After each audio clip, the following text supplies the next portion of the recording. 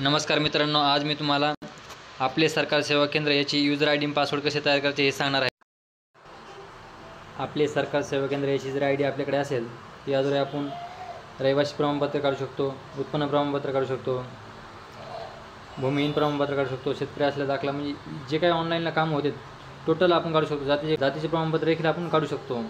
हे सगळं आपण मोबाईलवर करू शकतो।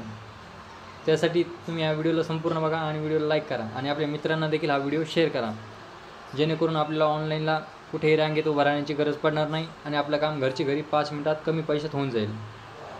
त्यासाठी आपण गुगलला जायचे आहे आणि आपले सरकार सर्च करायचे आहे।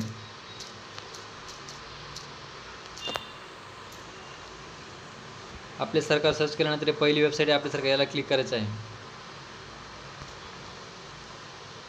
याला क्लिक केल्यानंतर जे ऑप्शन नवीन यूजर इथे नोंदणी करा यावर क्लिक करायचं आहे। त्या अगोदर आपणास मी सांगतो, त्यासाठी आपल्याला काय करायचं आहे, यावर क्लिक करायचं आहे। इथे क्लिक केल्यानंतर इथे पर्याय 1 आहे, आपल्या मोबाईल नंबरवर OTP द्वारे पडताळणी करून यूजर आय डी आणि पासवर्ड बनवा। 1 नंबरवरून जर आपण क्लिक केलं, यूजर आय डी आणि पासवर्ड मिळवले, तर ऑनलाईन सेवेचा अर्ज भरताना इतर आवश्यक पुराव्यासह फोटो, ओळखीचा पुरावा व पत्त्याचा पुरावा जोडावा लागेल। आणि जर 2 नंबर पर्याय ऑप्शन आपण जर यूजर आय डी आणि पासवर्ड तयार केले, तर स्वतःची पूर्ण माहिती तसेच फोटो, ओळखीचा पुरावा, पत्त्याचा पुरावा अपलोड करून आणि आपल्या मोबाईल नंबर OTP द्वारे पडताळणी करून एकदाच स्वतःची यूजर आय डी प्रोफाईल बनवा। आपल्याला एकदाच बनवायची गरज आहे। त्यानंतर ऑनलाईन सेवेचा अर्ज भरताना फोटो, ओळखीचा पुरावा, पत्त्याचा पुरावा जोडण्याची आवश्यकता नाही, जर आपण पर्याय 2 मधून यूजर आय डी पासवर्ड मिळवण्यासाठी अप्लाय केलं तर। मी पर्याय 2 निवडत आहे। पर्याय 2 निवडल्यानंतर खाली अर्जदाराचा व्यक्तिगत तपशील भरायचा आहे। इथे संबोधन हे करायचं आहे, इथे पूर्ण नाव टाकायचं आहे इंग्लिशमध्ये, त्यानंतर मराठीमध्ये वडिलाचे संबोधन श्री, वडिलाचे नाव टाकायचे इथे इंग्लिशमध्ये, त्यानंतर मराठीमध्ये वडिलाचे नाव टाकायचे आहे।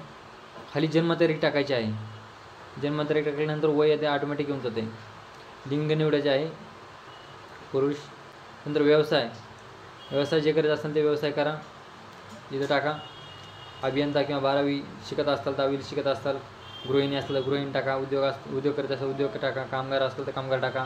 मी इथे इतर करीत आहे। त्यानंतर 2 नंबरला आहे अर्जदाराच्या निवासाचे तपशील।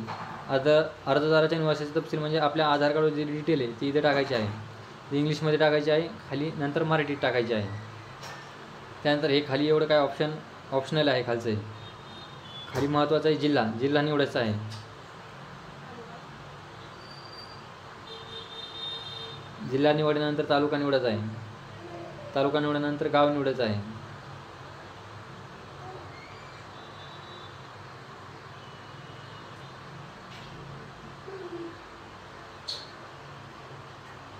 गाव निवडल्यानंतर इथे पिनकोड टाकायचा आहे, आपला जो पिनकोड असेल तो।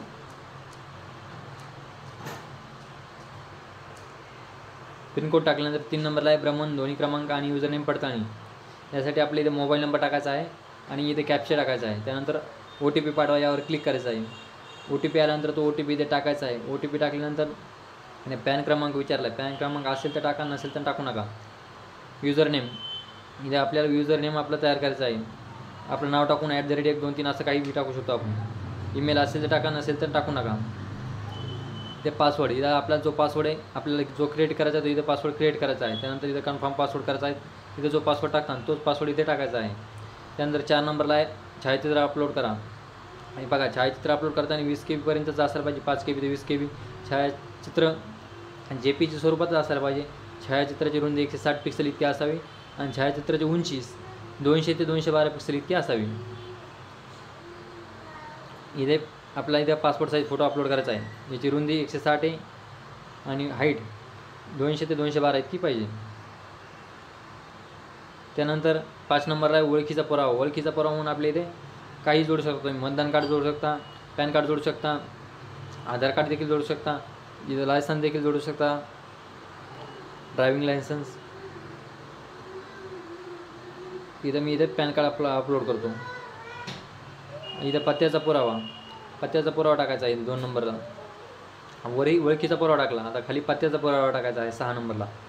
इथे तुम्ही राशन कार्ड टाकू शकता, आधार कार्ड देखील टाकू शकता, ड्रायव्हिंग लायसन्स देखील टाकू शकता, इथं मतदान कार्ड देखील टाकू शकता, 7/12 उतारा टाकू शकता, पाणीपट्टी बिल भाडे बिल, वीज देयक बिल किंवा मोबाईल बिल, मालमत्ता नोंदणी उतारा देखील दाखवू शकता.